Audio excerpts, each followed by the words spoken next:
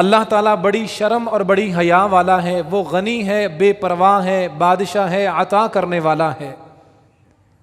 اللہ تعالیٰ کے پیغمبر علیہ الصلاۃ والسلام نے دعا کے بارے میں فرمایا، ان ربکم تبارک و تعالی حیی کریم، تمہارا رب بڑی حیا والا اور بڑی شرم اور عزت والا ہے۔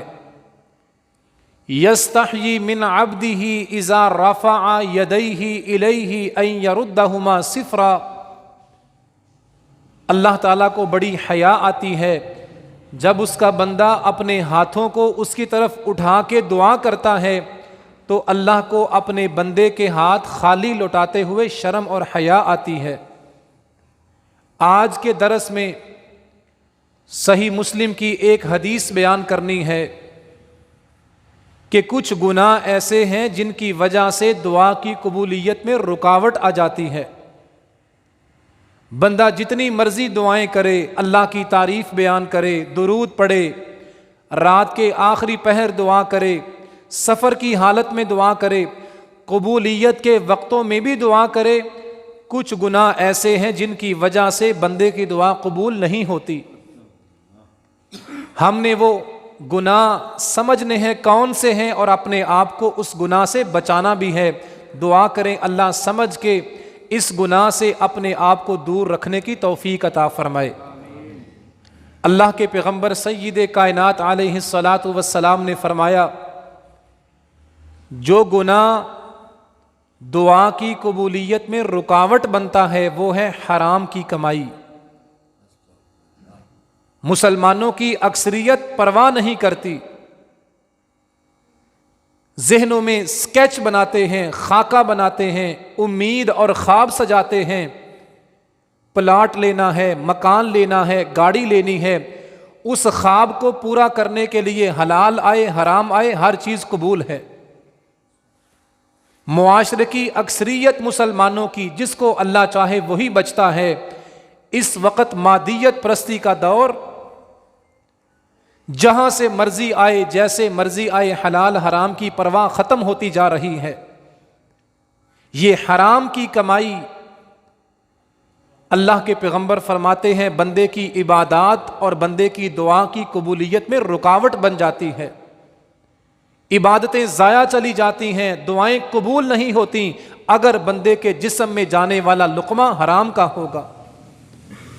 صحیح مسلم کی حدیث، آپ نے فرمایا یطیل السفر اشعث اغبر، ایک بندہ لمبا سفر کر کے پیدل چل کے خانہ کعبہ میں پہنچتا ہے، لمبا سفر کیا ہے، اس سفر کی وجہ سے اس کے بال مٹی سے بھرے ہوئے اور اس کے کپڑے مٹی سے اٹے ہوئے، مسکین تھکا ہوا لمبا سفر کر کے رفع یدیہ الی السماء، اپنے ہاتھوں کو آسمان کی طرف بلند کرتا ہے، دعا کرنی شروع کرتا ہے، یا ربی یا ربی، مسکینوں والی حالت، گندے کپڑے، بالوں میں مٹی اٹی ہوئی، مسکینوں والی حالت، اور دعا کر رہا ہے، اللہ سے مانگ رہا ہے۔ لیکن اس دعا کرنے والے کے بارے میں میرے نبی نے فرمایا مطعمہ حرام، اس کا کھانا بھی حرام کا، مشربہ حرام، اس کا پینا بھی حرام کا، ملبسہ حرام، جو کپڑے اور لباس یہ پہنتا ہے وہ بھی حرام کی کمائی کا، وغذی بالحرام، اس کے گھر میں پکنے والی سبزی اور اس کے گھر میں پکنے والی خوراک حرام کی کمائی کی۔ فَأَنَّا يُسْتَجَابُ لِذَلِكَ، صحیح مسلم کے الفاظ، اللہ کے پیغمبر نے فرمایا جس کی کمائی حرام کی ہے یہ کیسے ممکن ہے کہ اللہ اس کی دعا کو قبول کر لے۔ میرے عزیز بھائیوں، عزیز ساتھیوں، حلال کی روزی تھوڑی بھی ہو وہ برکت والی ہوتی ہے، اور حرام کے خزانے بھرے ہوئے ہوں اس میں خیر اور برکت نہیں ہوتی۔ ایک کالم لکھا گیا، ایک صحافی نے لکھا کہ نوجوان لڑکے کا باپ فوت ہو گیا، بڑی جائیداد بڑی پراپرٹی چھوڑی. فوت ہونے والے کا ایک دوست فوت ہونے والے کے بیٹے کے پاس گیا، اس کے گھر میں جا کے کہا بیٹا تیرا باپ میرا دوست تھا، فوت ہو گیا. لوگ اس کی قبر پہ جا کے لعنتیں کرتے ہیں، بد دعائیں دیتے ہیں. اس نے لوگوں سے قرض لیا، واپس نہیں کیا. تیرے پاس بڑا مال ہے، تیرے باپ نے بڑی جاگیر بڑی جائیداد چھوڑی ہے، تھوڑے سے پیسے ہیں، لوگوں کا قرض ادا کر دے، تیرے باپ کا بوجھ ہلکا ہو جائے. لوگ تیرے باپ کو مرنے کے بعد بد دعائیں دینا چھوڑ دیں گے. اس نے کہا میں نے کہا تھا ابا سے کہ پیسے لو لوگوں سے، میرے پاس دینے کے لیے کچھ نہیں. اس نے لیے تھے، وہ مر گیا، وہی بھگتے گا، وہی انجام کو پہنچے گا. میرے پاس اپنے باپ کا قرض چکانے کے لیے کچھ نہیں ہے. یہ ہیں حرام کی کمائی کے اثرات. قبروں کے نشان مٹ جاتے ہیں، کوئی دعا کرنے کے لیے بھی قبر پہ نہیں پہنچتا. اور جن کے حق مارے ہوتے ہیں، جن کے قرض دبائے ہوتے ہیں، جن کے نقصان کیے ہوتے ہیں، جن کو دھوکے کیے ہوتے ہیں، وہ قبر پہ کھڑے ہو کے لعنتیں کرتے اور بد دعائیں دیتے ہیں. یہ حلال کی کمائی اتنی بڑی چیز ہے. نبیوں کے امام سید کائنات علیہ الصلاۃ والسلام ہر روز دن کے آغاز میں دعا کیا کرتے تھے، اللہم انی اسألک علما نافعا ورزقا طیبا وعملا متقبلا. امام الانبیاء علیہ السلام دعا کیا کرتے تھے، اے اللہ میں نبیوں کا امام ہوں، میں بھی محتاج ہوں، مجھے جو روزی عطا کرنی ہے وہ حلال کی عطا کرنا.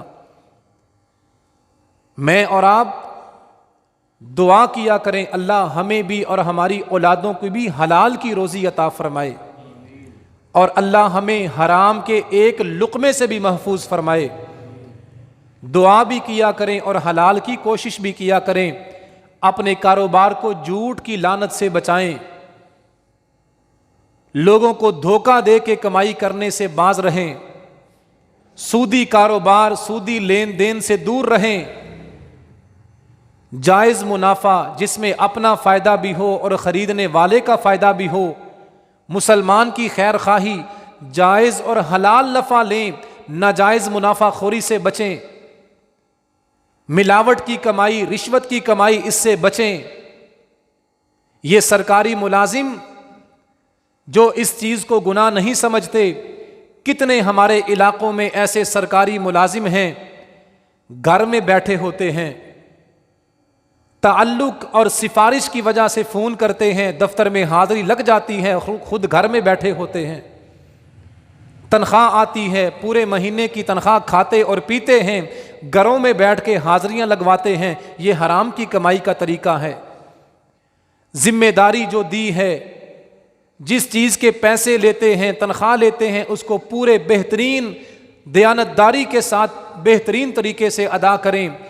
جھوٹ سے بچیں، سود سے بچیں، اور دعا کیا کریں اللہ ہماری کمائی کو حلال کا بنائے اور اللہ ہمیں حرام کے لقمے سے محفوظ فرمائے. جو ہم دعا کرتے ہیں اس کو اللہ قبول فرمائے. وما علی الا البلاغ المبین.